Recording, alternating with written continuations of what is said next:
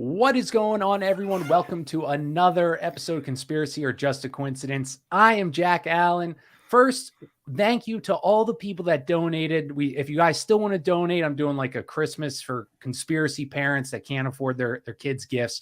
So Chris, I'll link him in the show notes. Chris Stewart, thank you, dude, so much. And of course, Ron Swanson and a few others. So I'll put their links in the show notes. Go follow these amazing guys. So if you want to support or you need support, just DM me, and I'm at COJAC Podcast. But today's show, I'm very excited. I've recommended this man's book to more people than I can count. Don Jeffries. Don, how are you doing? And thanks for coming on the show, buddy. Oh, it's my pleasure, Jack. It's always great to talk with you. Love it, dude. So I kind of went over with Don before we started the show, topics I wanted to bring up. Well, first, how are you enjoying Elon Musk's Twitter, Don? Is it a new world for you? I don't know. I think I'm still shadow banned, but he supposedly is going to develop. He claims that Twitter's going to develop some kind of a software or something where you'll be able to find out if you're shadow banned and then report it. I don't know. We'll see. But I don't know, man. He has loosened it up a little bit. He's still saying the right, but I left a bad taste in my mouth when he was so adamant about Alex Jones. Again, I'm not defending Alex Jones necessarily, but he went into the Sandy Hook thing, and then he quoted the Bible, saying, whoever offends these little ones, which nothing. So basically, he's saying you can't talk about it. So I don't know how that's a free speech purist, but I am a free speech purist. So but I haven't met too many others. No, I mean, I haven't noticed any, except now I get like bot messages constantly in my inbox, like, join this group, Bitcoin or whatever, all this stuff. But besides that, I mean, he's let on back a few accounts, but if anything, this conspiracy world has taught me is never, count your chickens before they hatch, because far often they'll give you a little to take a lot more in a few years, weeks, what have you. Right. And he's certainly his background. And I said at the time when I was kind of talking him up, because he was saying all the right things, much as Trump did. And but I'm aware of who he is, where he comes from, who his friends are. So I don't know. I don't know that we could ever trust a billionaire. And right. At this point. Yeah. No, I mean, when has that ever worked? That's the one. So, I mean, we're already jumping in, but that was the one thing that I really thought about on your book about, like how these founding fathers, they were the 1% of their time and they risked it all. And so it's amazing. I mean, imagine Donald Trump lining up here with propaganda, just buying weapons for his support. I mean, he left his supporters rot in jail when he had the ability to get them out. But these guys, they died penniless. Robert, I mean, it's more than we can count. But what do you do? You think it was the purpose, or do you think back then maybe you could gain wealth and be a relatively honest person? Well, I don't think, there certainly were no billionaires, I don't think then, but I think that I don't think the disparity of wealth was quite as great then. And I think at that time you did have those guys, because you didn't have like venture capitalists and all these, because most of the wealthiest people, I talked about that in Survival of the Richest, if you look at what they do, most of them are just really great at investing. Yeah. And of course, they're great at investing because they have inside information. Any of us could do what they do. If we know when something's going to go up or down, it doesn't take somebody brilliant, right? It's pretty easy to make money that way. So just look at some of these guys. I mean, we were impressed. We have a guy here, the owner of the team formerly known as the Redskins, this guy, Dan Snyder, who's the biggest idiot I've ever seen. And he was a billionaire when he bought the team. I mean, it pays to have connections and to have inside information. But I think that back then, most of them were wealthy, either through agrarian, through big farmers and big landowners. And a lot of, they seem to have that kind of, not nobility, but they did try to act like statesmen. And they thought something of, well, we're going to try to, they had a moral code. And I don't think, obviously, the guys today, I don't think any of these people have a moral code. Especially, I don't know, but I don't think America, the colonies were anywhere near what we see today. I don't think half of the colonies were had almost nothing as we see now. The bottom 50% of America has less than 1% of the collective wealth. And you don't think that was the case? I don't think so, because first of all, you had a different dynamic. You didn't have quite the family dysfunction. And so you had, so many people lived on farms. and they were family farms. So families stayed together. So if you had, kind of slackers here or there, people maybe that for whatever reason didn't have the skills, they had a place on the farm. Yeah. And they had a place to stay. So you didn't have, I doubt you had homeless people. And I don't know. I think it was a far different situation with the 1%ers of that era. And I don't know how far the conspiracy had developed either. I don't know at what point the Rothschilds brothers came over and went to, at each one went to each country in Europe or whatever. I think it was about that time they were doing that. Of course, we didn't even have a central bank yet where that fight was on. So, it was a totally, but your point about people always need to remember that, because not only did they risk their fortunes, they risked their lives. Some of them lost their lives because they just not imagine Donald Trump or Bill Gates or any of these people, but also imagine them out on the battlefield. Right. Yeah, I mean, just imagine that. That'd almost be worth seeing a war, That's when I can cheer on. Yeah. No, it's just crazy that the juxtapositioning of I don't know what it's like. We lost something, and I know everyone could say the chemicals in making the frogs gay or whatever it is, but it's just it's hard to. That's why I think I love history so much. It's because I read about these amazing people, and I think, where are they today? There are no these people. Either they're stopped early, or they're kicked off of YouTube or Twitter, and you don't hear from them. But it's just but it's amazing to see this change. Well, I think what it is that you have heroes, and I've written a little bit about this, just the people I've known, heroes in my life, and but they don't rise to prominence.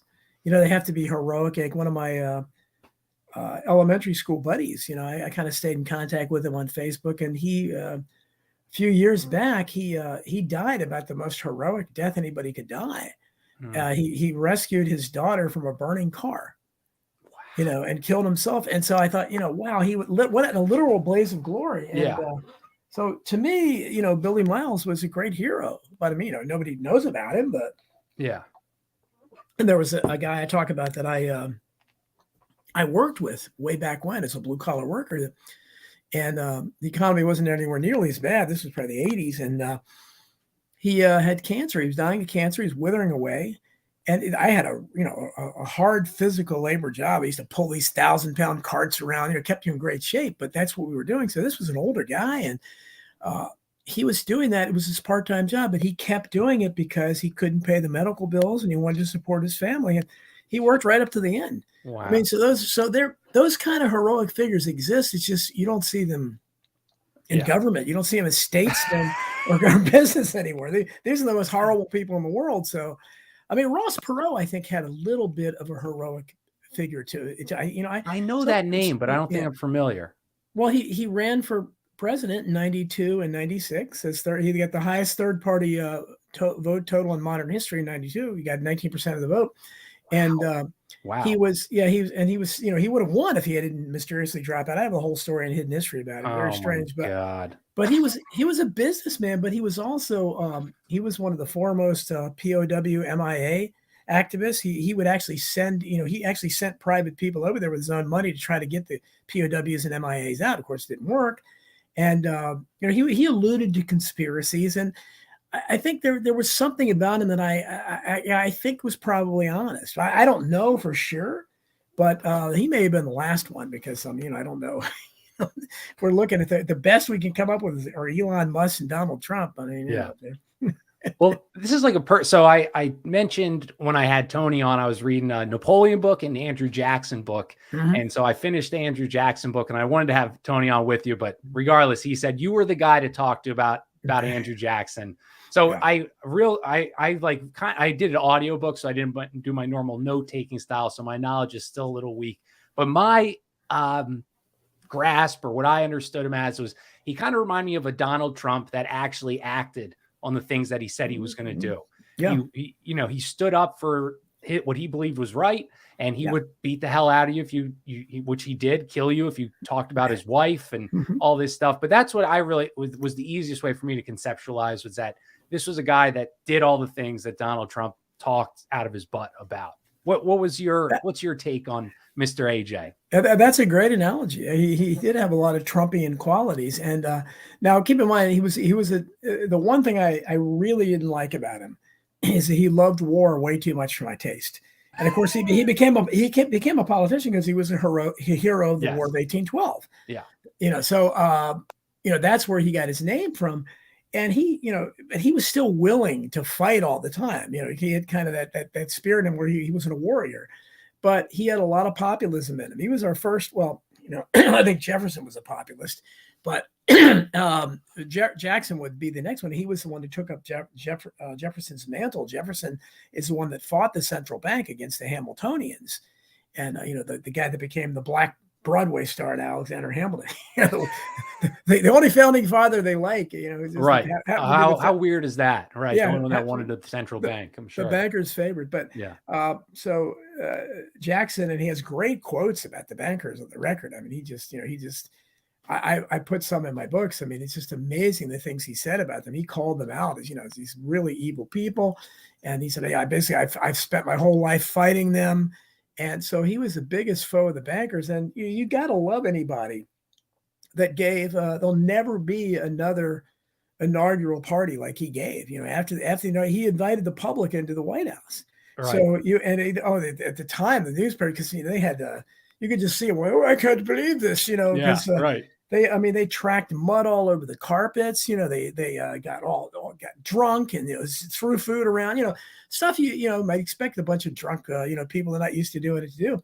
And but it was something you got to love about that. To me, that's just really the essence of populism. Let them in off the street. Come on, everybody can come in. This is the people. This is the people's inauguration. So that was certainly something you had to love in his fight against the bank. But the only drawback, and he was a man of his time. He certainly would have been considered a virulent racist, especially against the Indians. Yeah. And he created the Trail of Tears and all that. So there were some, some not so nice attributes to his behavior. But if you just look at the populism he had and the way he fought the banks, that was a wonderful fight. And I think that he also stood up to judicial review. He was the last one to do that. He stood up to the Supreme Court. And Jefferson, in Hidden History 3 coming up, I'll have a whole section on judicial review. Nobody talks about it anymore. Everybody, pretty much allows it now. And it shattered the checks and balances alone. And it does it now where you have both sides. Well, let's go see what the court says. That's not the way it's supposed to work. Right. Whatever the question is, we'll see if the court's going to uphold it. That's not the way it's supposed to work. And Jefferson warned them at the time. He saw that coming. He said, no, this is not what we had in mind. And now both sides, the conservatives and the liberals, obviously, both, this has become how politics is played. You have a proposition where the people pass something worthy, like they did in California years ago. I think it's Proposition 187, whereas to do what they should have done forever and deny illegal immigrants any government benefits. And it passed overwhelmingly. Of course, California was way different then demographically. Now it's half illegals, but it just went to a federal courtroom where the federal judge struck it down. That's, that to me, that's not democracy or whatever you want to call it. There's something wrong with that. And excuse me, Jefferson and Jackson both knew that. And so if you look at his history, he had a history of being on the side of the people. And as you mentioned, they called him Old Hickory because he was tough as hickory. And he was the first president that there was an attempted assassination on. And it's not surprising. Right. And, he supposedly beat the guy within an inch of his life with his cane. Yeah. I mean, can you imagine Donald Trump? No, exactly. But so there's, overall, you gotta love the guy. And I think he, certainly when you hold him up against the rest of the presidents, he's got to be in the upper tier. Yeah. Well, it's just like you said, that bank fight, which was brutal. I mean, he said he was going to do that the whole time. He had so many people fighting against him, possibly that guy who tried to kill him. I think there was, if you get real conspiracy, I think he was paid for by possibly some banking agents. And I think it was called his kitchen sink, right? He brought all of his cabinet wasn't, the CEO of Disney or whatever the cabinets are made of, just these power players. It was like his family and his cousins and he, would get in fights, family squabbles. And I'll have more, but I don't know if I had that in Crimes and Cover-Ups. I think I had it in Crimes and Cover-Ups, but where they certainly, even at the time, you could see the American press tried to poo-poo. They tried to say this guy was a lone nut. And Martin Van Buren, his vice president, didn't agree with that. And for the rest of his life, Martin Van Buren refused to ever set foot in the Senate again without a gun. He carried a gun with him at all times because he recognized what was going on. Martin Van Buren, the only president, by the way, in our history that wasn't related to any of the others. It's the only one. Interesting. But they kind of had some struggles, right? Martin Van Buren and Jack, he like didn't always agree with Jackson, I'm pretty sure, but he just kind of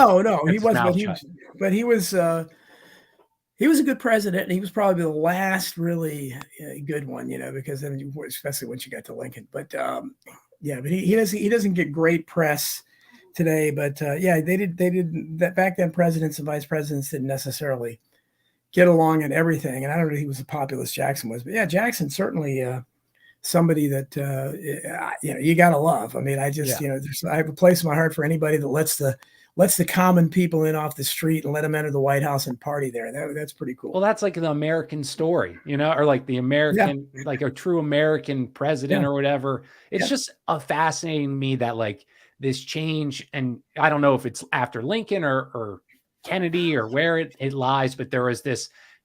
Now you couldn't be, if you wanted to be president, there was no chance. And not that anyone could back in those days either, but you didn't have to buy in this $1 billion machine or pay everyone off or all these things. If you stood by your, it was a true, like, if the best man won to a degree. Obviously that's not totally accurate, but not to the extent that we have it today. Yeah. And it's like depressing. Lost some of my connection has been messing up recently, so I lost some of what you said there. Sorry. Oh no, I was just saying that it's crazy how back then you could have, it was the cream rose to the top, and that's the people that, not saying it was totally fair, but compared to today's just corrupt $1 billion machine, you couldn't become I couldn't become president.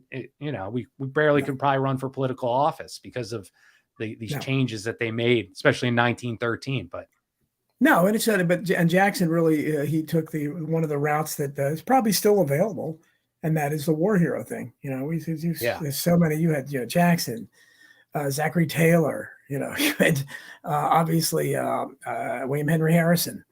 I mean, there's so many of these guys that were, and then even through U.S. Grant. Although there's so many of these people that just basically rode their war records. Eisenhower later, into office. So. For some reason, that's always been a ticket to there. But Kanye next. Yeah, that's right. There you go. Yeah. What's your take on the whole Kanye? And I don't know if you follow Nick Fuentes, but he debated Alex Jones tonight, so it was a big debate. I didn't see that. Oh, really? Yeah. Okay. So you shall. I think it's on his cozy. Well, I get caught up, and I don't know. I feel like I'm talking too much about Jews lately because it's just everywhere, and like everywhere. Especially on my Substack. And unfortunately, I seem to attract a lot of people, that think that everything revolves around the Jews. And I understand that perspective, but I just look at it as a free speech thing. I mean, it's interesting that I never expected Yay or whatever to do something. And I just wrote on Substack, people can read about it, where it's free speech we hardly knew, Yay. And it's all about that. And basically it's a test of free speech and that's why I blanch it. I don't generalize about any group of people, but I just look at it, well, you can't put any asterisks on free speech. No. You can't say that. And he's testing it because he's a proud Black guy who was a big celebrity and was a billionaire. And we'll see how that goes. But Nick Fuentes is, I guess he's bigger than ever now that Kanye West took him under his wing. But I mean, amazing, right? Yeah, but he's only like 22 or 24 or something. He's incredibly impressive as far, but he's everything is the Jews with him. So I don't know. I just find when I talk to people like that, we can't get very far because everything, it just always comes back to that. And I just, because I have people, supporters, that I know are Jewish, and like I said, I don't generalize, but I also don't shy away from it. And you just have to call out what it is. I mean, you call out people for what they are, not because they're Jews or whatever, but because of what they're doing. But I think it'll be interesting to see what happens. if Kanye doesn't look like he's going to be apologizing anytime soon. So we'll see. I don't know what he'll do for his career. I'm sure he's not, Kim Kardashian's not talking to him. Well, and that's such a good point. Like that, I mean, we all hate generalizations that white people are bigots or whatever. Right. And from reading, like, it's so easy to fall into that trap. It's so easy to do that. But what I try to like say on my show is like these secret societies, they hid within every single religion, the Templars, the Kabbalists, there was Muslim secret societies. There's all these Gnostic kind of sicko, Canaanite, whatever you want to call it, they hid among all the three Abrahamic religions. So you may, that calling them a Jew or whatever, that's probably not even true, because, would you call this sicko that's a Christian? No, you wouldn't, but you do that to keep the pattern alive. But yeah. Well, I pointed out many times that you can see, I'm familiar again with people that write about this, and I used to read the things they claimed were in the Talmud, which is the book of that written by the wisdom of rabbis over the century. But and I remember reading these horrible things, and I remember especially that that basically they said there's one rule, there's one law of what that Jews have to follow for themselves, but then they don't have to follow those rules and those laws when it's the goyim, as they call it, which supposedly means cattle. But it's interesting that, and they'll even say like a rabbi can marry a 3-year-old girl. I remember something like that. Yeah. But if you look at now a lot of these anti-Muslim groups, when they talk about the Quran, I've never read either one of these books. It's almost word for word the same kind of thing. Where these radical Muslims don't have to. They have one law for themselves and one law for infidels. Yeah. Those who don't believe in Allah. So it's the same kind of thing. And it even has something about they can marry a 3-year-old girl. So I guess, maybe apparently it's a real big thing to marry 3-year-olds. I don't know. Get it. But so I find that interesting that there's so many parallels there. And so that's why I'm skeptical of all that, whether what's in there or not. But it's so, again, I just look at it. I treat it as, I try to treat people as individuals, because again, I don't, like you said, I don't like it when they stereotype whites, especially when it's mostly always whites that are doing it. Right. They're saying, which is pretty stupid. I guess you're exempting yourself. I mean, I mean, that's what they're training people to just, I saw an awesome quote, I think it's from Brezhnev or whoever is the guy the Russian spy that came over here, but he's talked about demoralizing. And once you have a people that are utterly demoralized, no matter if you present them with new information, it could be the most legitimate, infographic in the world. If it goes against what they already believe, no matter what, they can't and take that new information because they're so demoralized. Yeah. And I mean, as a populace, we're pretty demoralized. I'd say on a scale of 1 to 10, maybe we're at an 8. I don't know, 10 being the worst. We're close. We're not maybe fully demoralized, but many are. Yeah. Yeah. I mean, how can you not? I mean, it's we're, and especially when you see how populists themselves, we saw it with Donald Trump, we saw it with Bernie Sanders, and you see it in Bolsonaro in Brazil. You saw the woman in Italy that I forget her name that got elected, I think, as president. And they're all basically running on populist themes. And populist themes are just obvious themes. You're just calling out the giant elephants in the room. And but it's a winning formula. But the fact that almost no politicians follow it ought to tell you something, because it doesn't matter if it's a winning formula, because they're not going to count the votes. If somebody like my hero Huey Long was around today, I mean, he wouldn't get elected dog catcher. They would, because they wouldn't count the votes like they do. You see what they're doing. I mean, they control these elections. We just had an election where, for the first time in history, as bad as elections are, it's usually about 96% incumbent reelection rate. Yeah. For the first time since 1914, not a single incumbent in the Senate lost for Elias. Wow. So I mean, and considering the state of the country, what does that say? If you're telling me that people are really voting this way, then we are at a 10 on the scale of populace here, because there's no hope. I mean, there's no hope for the people. We better hope there's a massive electoral fraud. Wow, that's not one incumbent. That's what you said, right? In the Senate, there were a few in the House, but it's always 90+%. always. And that's been, I haven't been able to find, I mean, maybe back in the 1800s, I don't know, but it's just, why? What, I mean, what do you, and it's the same thing. We have to juxtapose that against the same public opinion polls will tell you that Congress has 7% approval rating. They're below your used car salesman. So the same people that don't approve of it can't help voting them all back in. I mean, does that make any sense? Right. How do you explain that?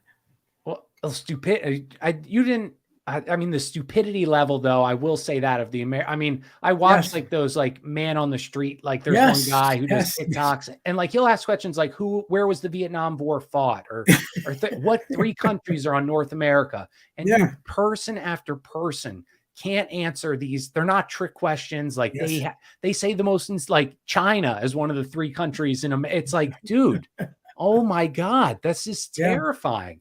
And that's our public. That's their vote's just as valuable as yours. Yeah, well, and that's what I say, that I don't think, I hate to say it, and it terrifies me to think that it's not all electoral fraud. I mean, I think obviously they can rig any election they want, but the people are dumb enough. I mean, you said you look at what you talk about, like for instance, this transgender craze that you see when you see those videos of those mothers that are taking their toddlers to go watch a drag strip show, who think that's good parenting and entertainment.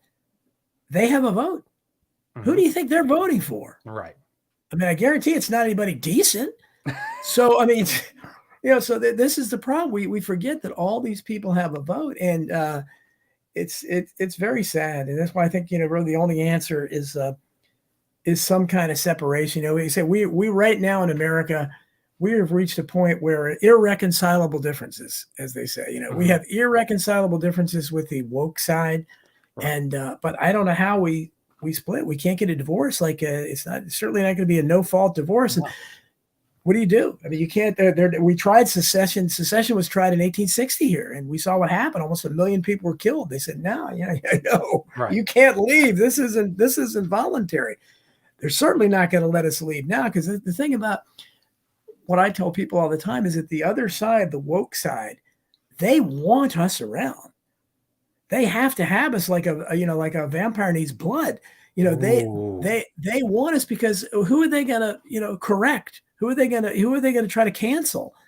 We don't want them. We don't need them at all, because we don't, our lives would be great without it. They need us. They wouldn't know what to do without us, because then they'd have to start turning on each other or whatever, because that's their nature, is looking around. Who can I be offended by? What can I do? And so that's the problem, is I don't think they would let us leave. And I don't know. It's a messy situation, and it shouldn't come to this. But you're right. The American public has never been stupider than they are now, and they're getting dumber every day. Well, and I don't know. Again, I'm not so you're great. You create your own ideas. You can write in original thought. That's not my skill. But I'm reading or listening to a book on the 30-year war, and in Germany, for anyone that doesn't know, is basically boils down to is Protestants versus Catholics in Germany, and they killed each other. I mean, they would do they would torture each other. They had spies. They would kill priests. They would kill pastors. And that's what this 30-year war was about, essentially, was 2 very similar Christian religions killing each other. And so I bring that back to today, and you see this animosity that these people hated of the left and the right. And it's almost just like that history rhyming again. I can see that this continues to boil, because like you said, you can't reconcile these 2 differences. And how would you can't even split it up. So one side is going to be putting their beliefs, they're going to force them down your throat, whoever wins this battle. Yeah. And that's, I guess, even almost scarier, is they're setting this up for not ours, the rational side, to win. No. And we have to, I mean, at this point, for there to be, I mean, there's so many wars that have been going on in survival of the richest. I talked about the class war that has been going on, where the rich has been waging war against the rest of us forever. And the rest of us don't even know there's a war going on. We don't even know. We're being bombarded every day. We don't even know there's a war, let alone we can't fight back anyway. We don't have the resources. But there's a culture war, and there's a war right now of, again, the side that is now taking control, this crazed woke side. They are waging war every day. on what's left of traditional American values, what's left of decency, and they are on God. I mean, they're constantly waging war, and we're not fighting back at all. No. I mean, the only a few Republicans kind of grumble over in a corner, or Right. something like that, and Right. that's it. There's no massive resistance to this, and I mean, when you can have, I mean, again, my kids have not been out of school that long, but it's changed so much in that little bit of time, and I can't conceive of something like drag strip shows or transgender story hour or critical race theory, any of that stuff happening in my school without me. I would have been on every viral video you can find, I'm sure. Like tase and whatever, whatever. But I've been holding up my book. Please buy my book. They're beating me up. But we don't see. There should be every parent in those school districts. But that's what I'm saying, is that those, especially the mothers, and you can't. I'm sorry. This is a sex thing. This is the people that are causing these little kids to be gender curious and all. They're becoming binary. All those stupid names they're making up for it. Having gender reveal and all that stuff. Right. All of it is being pushed by mothers. There's no fault. Some fathers are going along with it. It's all pushed by the mothers because they're the ones that bought into this nonsense. And again, the men need to stand up and say, no, this is ridiculous. You can't. But this is the problem when you're dealing with that kind of. When you get to the point where society's institutions, and I'm talking about every big corporation, every government agency, schools, medical schools, even law schools, are telling you that you can't say pregnant women. You have to say pregnant people, and you have to say that men can have. You're talking about 2 + 2 = 5, which we also have, by the way, in Common Core math. But if you can't say no, only women can give birth. We're beyond any kind of hope, and that's where we are now. It's not just a few crazed people. These are our institutions that are enforcing this. Bingo. Yeah. Madness. And so, we've kind of gotten off on the wrong. We got off on the track. No, we're perfectly on track. Don't worry, Don. So I never read your book, Bullyocracy, but so my friend in the chat brought this up, and I want your take. So I think today bullying, it's like, I don't know if you've ever seen 21 Jump Street, but it's like flip-flopped where now I think in schools, the popular kids are these ones that have all the woke culture that maybe, and people joke, and I'm sure you've heard this joke, that if bullying would have never been eradicated, the natural hierarchy would have formed. These weak people wouldn't have gained so much power. And what is because you literally wrote the book on it. So what's your take? Well, so much has changed because when I wrote Bullyocracy, again, it was just published a few years ago. Yeah. Well, and they had the bad sense of timing. It came out right as this COVID nonsense hit. It was right at the beginning of 2020, late 2019. So unfortunately, got lost in the shuffle there. And a lot of what I talked about, which was true and recent accounts and everything. But the problem is, you're right. I don't know what it's like now. The social hierarchy has probably changed because I don't know if it's still exclusively, football and basketball and cheerleaders and prom queens and all that. Right. And it may be a new kind of hierarchy, which we really can't understand, where it's, I don't know if the kids who come out and say, oh, I'm going to be a girl now or whatever, and they decide to change genders, does that make them popular? I mean, in the past, obviously, it would have made them bullied constantly, but I don't know. I don't see. That's why, my own book, it's only a couple years old, and it's isn't that crazy? This has changed so much. So I don't really know what the dynamic is there now, but it's hard to understand. I confess, I understand most everything about all these other agendas that are going on. I don't understand the transgender agenda at all because it's also at odds with toxic feminism, which is alone destroyed a lot of this country. Yes, it has. I mean, if you want to know why those women are taking their kids to those shows, it's because toxic feminine had an impact, and because it's insanity, but it's at odds. It's at odds because I've pointed out to some of the feminists, and they agree, is that if you fought for women's rights your whole life, and now you can't say the word women. Yeah. And I, as a guy, I can just say, you know what, hey, I identify as a woman, and I'm on equal footing with you. Right. If not And more power. if not more power. And so that's, it's insanity. So there's so much there that I've for a long time, I've talked about, we're dealing with a mismatch of corruption and incompetence. But now you got to throw the third ingredient in, and that's absolute insanity. So we have corruption, incompetence, and insanity are all coming together in this stew that is, I don't know that any society in the history of the world has seen the kind of corruption, incompetence, and insanity that rules America now. And it's at all levels. I don't know there's anybody sane anymore that it's in power. I mean, Doesn't look that way. No, they're just, you talk about the inmates running the asylum. It's what it is. Well, I mean, even John Fetterman. I mean, this guy who can't even think his way out of a paper bag, and probably is suffering from his stroke.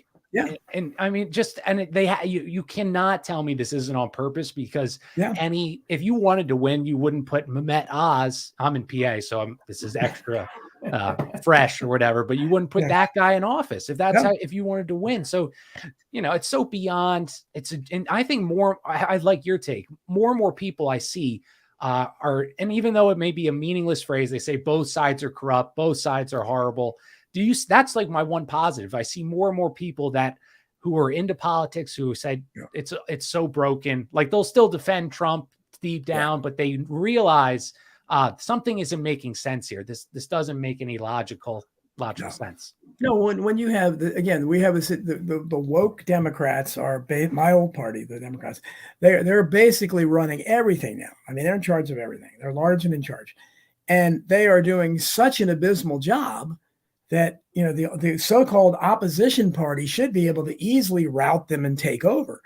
But we don't see that, because the opposition party is either a bunch of rhinos that agree with him and don't do anything, or they're completely ineffectual. Dr. Oz, again, the biggest joke of all, the Trumpenstein project. Trump comes and endorses this former, this pop TB doctor guy. I mean, come on.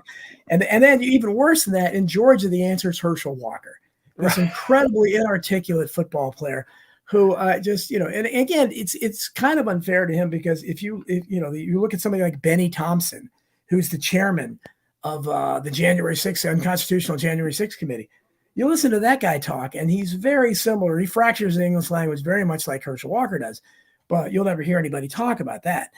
But so I don't think, like I said, when you talk about the Republicans taking the Senate, I think, if you're taking the Senate with people like Dr. Oz and Herschel Walker, are you accomplishing anything? I don't think so. Yeah, they may, and that's why I say at this point, the Republicans appear to be much less dangerous at this point, because the worst of the woke Democrats are absolute insane. But if you notice, they more and more, how much have they actually done? I mean, a lot of the stuff they do, like Tucker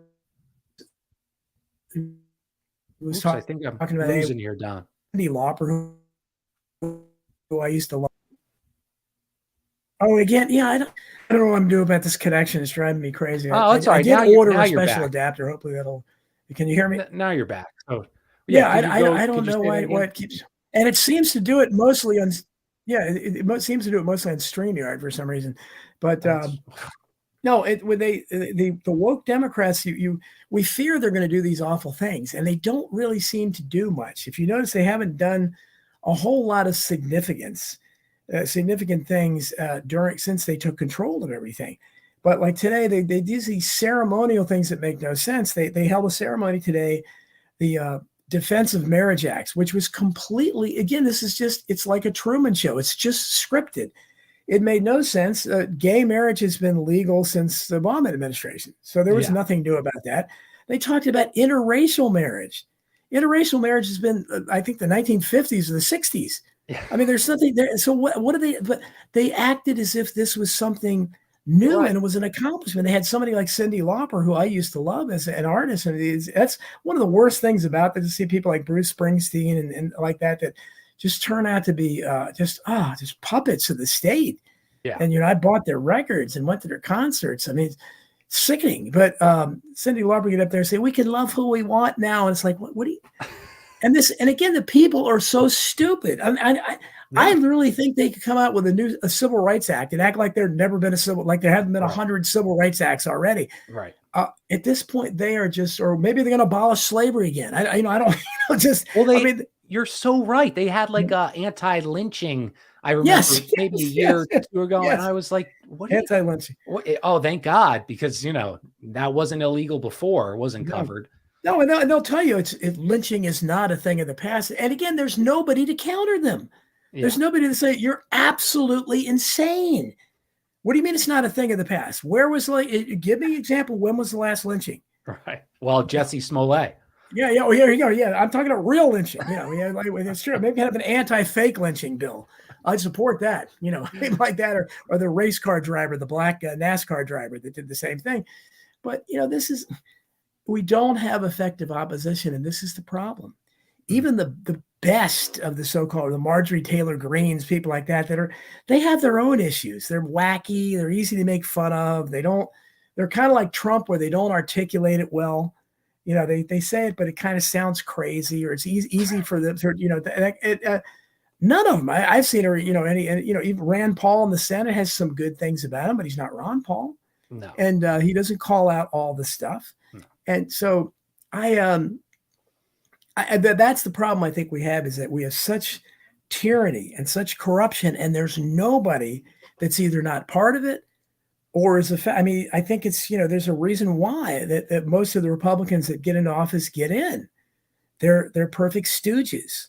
They play the part of the stupid party, and they know they're no threat. And do you think there's Liz Cheney or whatever, people like that? I mean, come on, these are not opposition.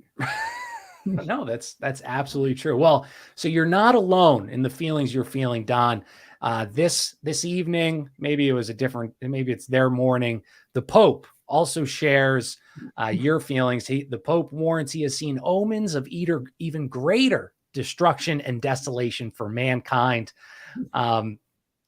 He just did that tonight, and not that we don't know this, but I found that was interesting because it's just more and more evidence that other people also recognize the destruction, not just conspiracy people, that something's going down. So you have any thoughts on the Pope giving some nice Armageddon-like warnings? Well, for forever, one of when you were trying to make a snappy comeback to somebody that would said something obvious, you're good. Okay, you would say does Popeye like spinach? Is the Pope Catholic? At this point, I don't know that the Pope is Catholic. This Pope, I don't know that he's Catholic. I would love to have somebody ask him, do you believe in the divinity of Jesus Christ? Do you believe Jesus rose from the dead? I bet he'd stumble over his words. This guy is a fraud, an imposter, and so when he's talking about worse things, which sort of looks like they're going to be worse things, my guess he would roll it into the absurd fake climate change nonsense. Right. I would guess, or maybe the problem of white supremacy. I don't know, but I doubt very seriously he'd saying the world can't take this tyranny and corruption. I know he's going to talk about the spiritual depravity. I don't think he's going to say anything like that. I mean, he's liable to start welcoming transgenders into the Vatican or something. But I don't think the Pope and I are probably on the same page in terms of what we're looking for down the road here. Oh, he called it Russia's conflict in Ukraine as one of the answers: rising cost of living, poverty, famine, and you're so okay. Don, you are so good. An international energy crisis. Yes. Hey, look, this guy he talks just like them. I mean, he does. I said, I don't. There's nothing spiritual about him. He's not talking about Jesus or anything like that, because he probably doesn't believe in Jesus. And again, why he's there, well, that's another side of the end times, I think, right? And they say what the Pope will be like. And so, but again, I don't know. Ultimately, it doesn't look like it certainly looks like we're headed for what the Bible talks about in the end days. I don't know, but it's I have a lot of extra water here and backup generator and lots of food. I would suggest everybody do that but again, people have also kind of been talking about this for a long time. So I hope I'm wrong, but I mean, I don't trust the people in charge to do anything. And after the last couple years, I mean, this conspiracy we talk about, and it's one huge conspiracy. I mean, there's little offshoots of this, but we all know we've been subject to gradualism, which is the boiling frog, the frog in the boiling water. That's what we've been subject to for a long time. It's been that slow and gradual, but that frog is boiled now. I mean, they forget gradualism. I mean, we're on warp speed, not just the vaccine. The last couple of years, everything has just, I mean, this transgender stuff came out of the woodworks and just really they're escalating it to be, epic proportions. Corporations, people don't realize it's not just the government. Private industry, it used to be that the business world was considered conservatives. Yeah. There's nothing conservative about the business world. They are as woke as, the Department of Education. I mean, or PBS, there's nothing about them. So there are no options anywhere. I mean, there's no opposition to this monolithic power that's there. That.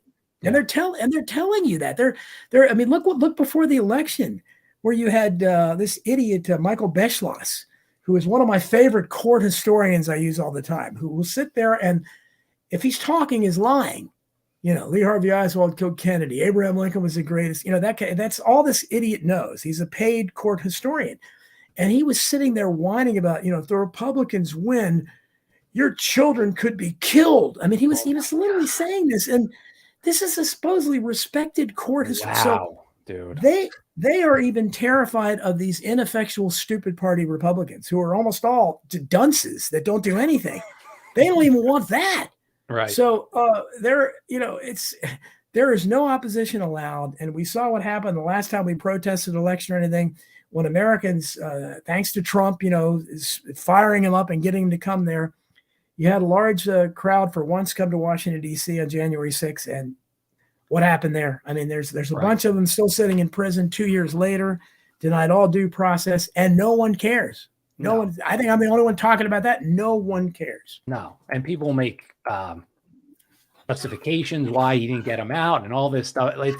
It's literally horrible. It's just, I feel so bad for these people.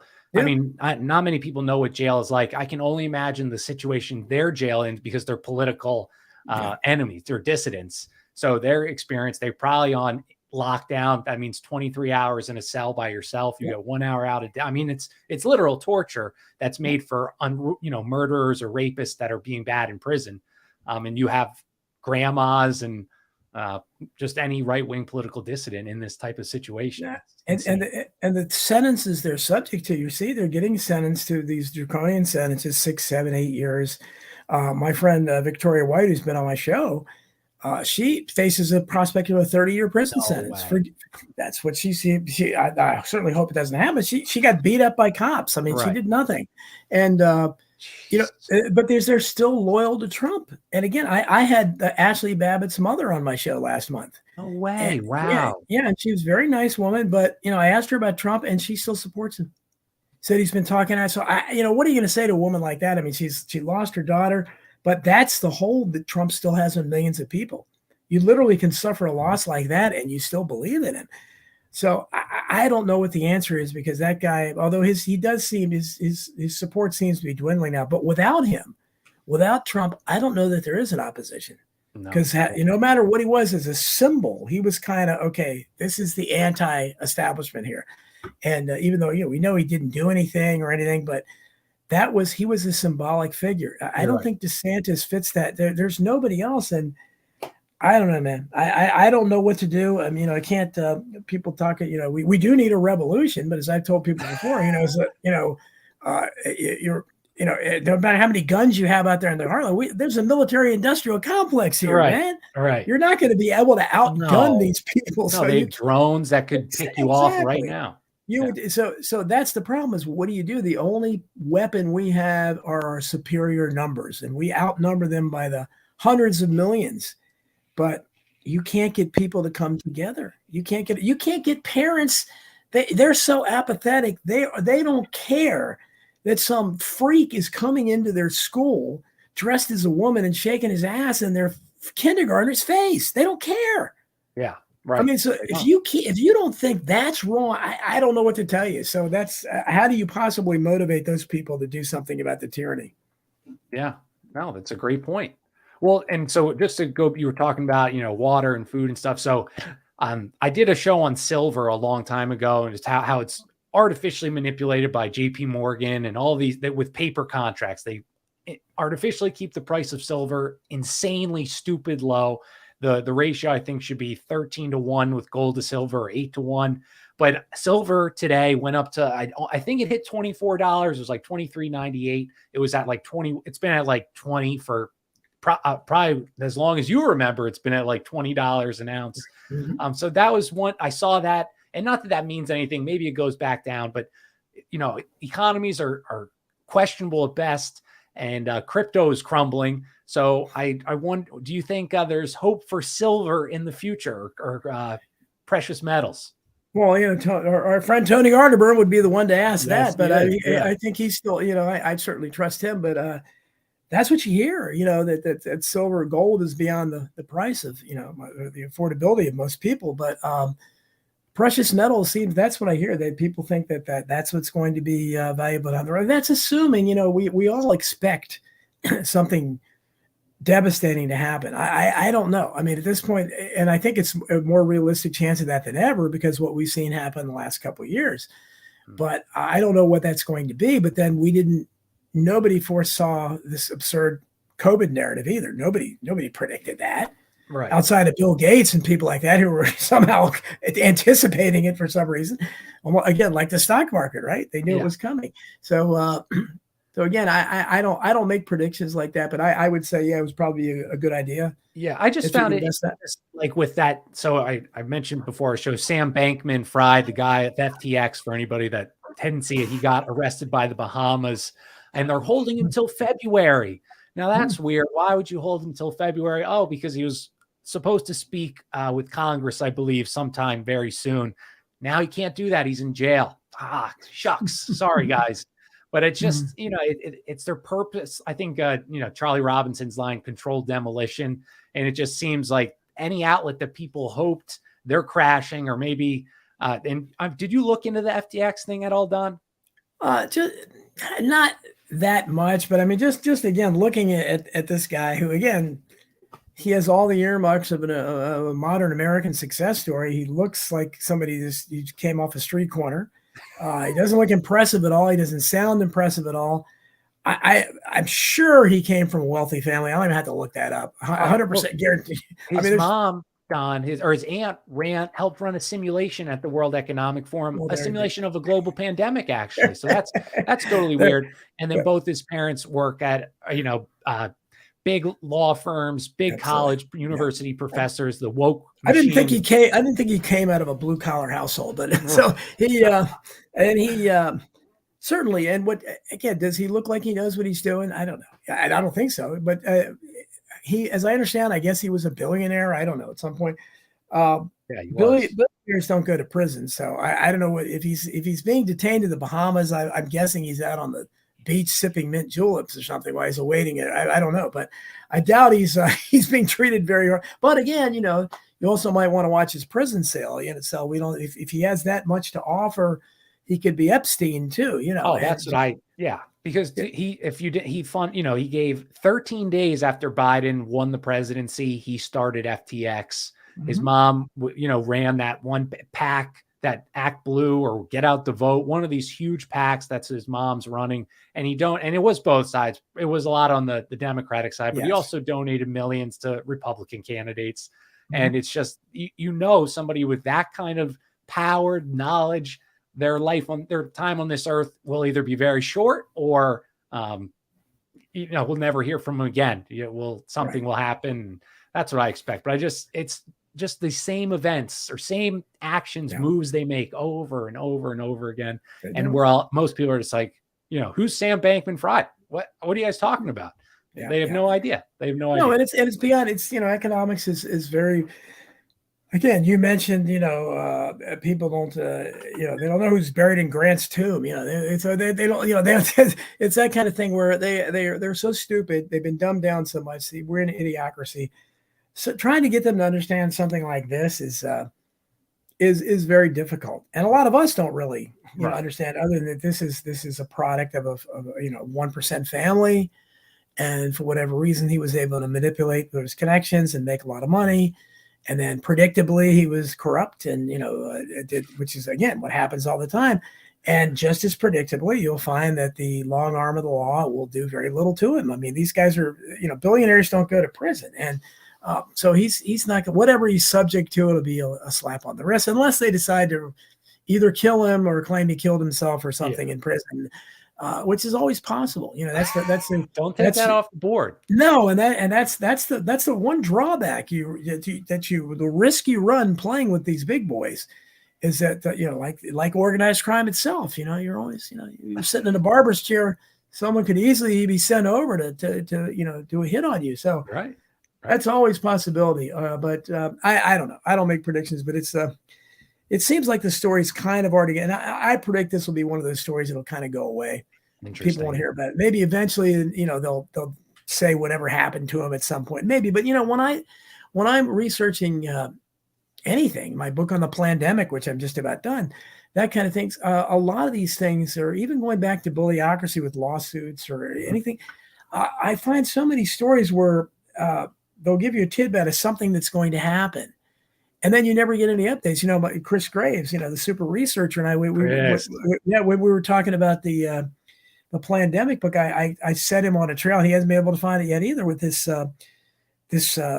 incredibly Orwellian legislation that had to do with contact tracers and stuff, that was written by former Black Panther Bobby Seale, who's now a proud member of Congress, and if it just happened to be HR 666. Perfect. Totally by chance. Totally by chance. And that was a couple years ago. Neither one of us can find any updates. It was introduced. It had to have been voted on at some point. I see this all the time, where they'll throw something out there and you can't find any updates. What happened to it? And so I don't know what that means, but how much of this is fake, I don't know. But Chris, he's starting to understand my perspective on this as well, because he said, I can't find anything. And we also found, when we were looking up HR 666, they use that 666 for House resolutions quite a bit, way too often, I think, for it to be chance. Right. So it seems to be one of their favorite numbers too. Totally. Again, but just totally random. And then the last, we can end with like this topic. So have you been following the Twitter files at all? Yeah, and I haven't. I think that again goes into my, one of my wheelhouse issues, free speech. And again, I don't know what's going to come out. It's nice that it's getting on the Fox and everything. And will anything happen? I don't know. And even something like, I don't think Hunter Biden's laptop is like this issue of paramount importance, other than I think it could open people's eyes to see how people in that at that level do things. Because what I'd like to know about that laptop, originally they were saying that on it, that supposedly Hunter Biden was raping a 10-year-old girl on it. Giuliani talked about that. That was recorded. And also that there were many instances of his niece, underage niece, with her being naked and him doing sexual stuff with her. So the American people, even though again they're now into the transgender world, but something like that, because it doesn't have anything to do with transgenderism. It's just instantly recognized as perverted still, I think. So if you did something like that, I think that would raise a lot of animosity. And at the very least, he'd probably be prosecuted for that. And then maybe you can expose something about the money that I've written many articles for American Free Press about the Bidens and Ukraine. Yeah. And I think it's no accident. I think it's very significant that, when I was writing articles, Ukraine, I didn't even know Zelensky's name back. Well, I guess he wasn't even president then. But then, I don't think it's any accident that suddenly they're at the center of the world stage and they're getting, these billions and billions all the time from American taxpayers for no legitimate reason. So anything that exposes these things, I would like to see. I just think that you already see, even, when Tucker or any of those people, they never have mentioned anything about the rape of the little girl or the underage niece. They never talk about prostitutes and crack pipes. Well, that's really not big fry. That happens all the time. Then you can look at him. Oh, okay, he's a troubled guy. He's a derelict. Lots of famous people have derelict sons. He's drug addicted. He goes to prostitutes, and most people are going to go big deal. Yeah, but agreed. 10-year-old girl, underage niece, nobody's going to say there's no big deal. So, but I don't know. I don't know what happened to Rudy Giuliani either. He's disappeared, but he, and why he was saying those things, I don't know, after his covering up 9/11 and everything else. But yeah, right. No one's talking about that now. But that's Twitter files would be great. But again, it revolves around Elon Musk and how legitimate he is about really wanting to bring free speech. But again, I'm very troubled by his very negative reaction about Alex Jones. Again, I'm not Alex Jones's public relations guy, but that was very troubling because that's Sandy Hook is a seminal issue for free speech now. Sandy Hook, Pizzagate. Yeah. So for you to say, well, no, we can't. Well, then you're not a free speech purist. So what else can we not talk about? The Holocaust, election fraud, medical misinformation on COVID. I mean, how many exceptions are you going to make here? So that's what, you make one exception, then you open door to others. Well, it just found like and I only briefly looked over them, but it just, again, showed more collusion between these people who control these social media platforms, or the whatever they're called, the inclusion or safety, trust and safety, and the collusion between them and the federal government. It's so incestuous that there is no difference there, and Twitter has never made a profit in its 12 years of existence except one quarter. So you can't tell me that the reason why you're still around is because you do things like this for the CIA or the FBI, whoever you're helping. But it just, again, it's the same topic we said all night about the show. What does this information do? Nothing. We knew this. Yeah. Will it sway anybody else? No, it won't. The only prediction I make regularly is that whatever happens in any sphere of influence, it won't make things better for the vast majority of people. That always is the way. I mean, things never get better. And again, that's why I say, you want to talk any of this stuff is random. I'm sorry. Random, sometimes things will get better. They never do. Everything goes downhill.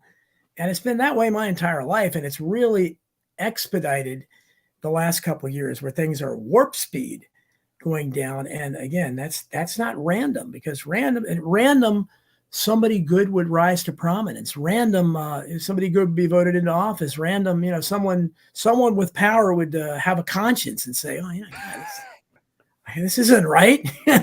Right. Never does. No, not yet anyway. Maybe soon. Maybe Kanye is our guy. There you go. He can't be any worse. He'd be entertaining at least. No, that is absolutely true. So Don, what are you working on? Where can people find you? All those good things. Well, I'm working on 3 books now, and they're going to be coming out in no particular order. I mean, I read a lot.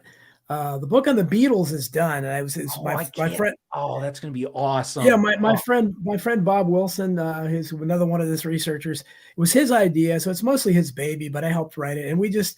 It goes into the Paul is dead thing, but it's also, but we just got a bunch of celebrities, and I have my little contingent, Susan Olsen from the Brady Bunch, and right. Sally Kirkland, the typical suspects that I've become friendly with, and so we got a lot of these people. We got people from Wings, we got people from Love and Spoonful, things like big bands back then, and just ask them. It's a fun book. It's not unlike other stuff that I write, but that'll be coming out. We have a publisher that that's coming out probably first, and. Hidden History 3 is with Skyhorse. It's with the publishers, and that's put the most work into it. Had great help from Chris Graves and Peter C. Koch and Bob Wilson. A lot of great stuff in there on a variety of things, from JFK to 9/11 to tons and tons of stuff, and some history that you're interested in too, Lincoln and all that, going back to the founding fathers. But so hopefully they'll publish that. I haven't heard back from them yet. And then I have the book on the pandemic. Tentative title, Masking the Truth, which is I'm pretty much done with. I'm just going over it one more time and filling in where I need to, and I have a publisher for that too. So probably looks like it'll probably be the Beatles book, and then Masking the Truth, and then Hidden History 3, whatever. So yeah, so I have And I've already, thanks to Chris and Peter and Bob, I already have pretty much material for Hidden History 4. So I'll probably do that, because those are the books that people like. Those are the ones that people buy. So I'm just going to keep doing the Hidden History thing. Right. Well, I can't wait for the Beatles one, because there's something there. I think there's something with the Beat. I mean, Elvis, I guess, might have been the first, but the Beatles were that first superstardom celebrity that we had not seen before. Yeah. And we've seen how that's worked out for people. So there's something odd, in my opinion. So I can't wait. It's a huge impact on my life. And so it was a labor of love. And so, I keep busy. So hopefully people enjoy it. Good. And then where can people find you, Don, and all those things? Well, Tony Arterburn set up a website for me a while back, donaldjeffries.media. So you can find out everything there. I write a lot on Substack. I'm getting a pretty big presence there now, donaldjeffries.substack.com. It's called I Protest, just like my show on Rockfin is I Protest, and that's every Friday. Produced by Tony Arterburn every Friday from 5 to 7 p.m. Eastern on rockfin.com. The live streams there. And then we do America Unplugged on Saturday, also on rockfin.com with Tony and Billy Ray Valentine at 12 noon. I also, every Monday, I'm on Jeff Rent's. He's got a big radio at 9 o'clock p.m. Eastern. A lot of people listen to me there. So lots of places to find me, Great. Well, Don, everyone in the chat, I don't think they said how amazing you are. So thanks they listen to you every week on America Unplugged. So you're a great guest, Don. Thanks for coming on, and we'll do it again soon. Well, I appreciate it. Anytime. It's my pleasure. All right, everybody. Take care. At COJAC Podcast. I'll be on, I think, tomorrow. So we'll see you then. Peace.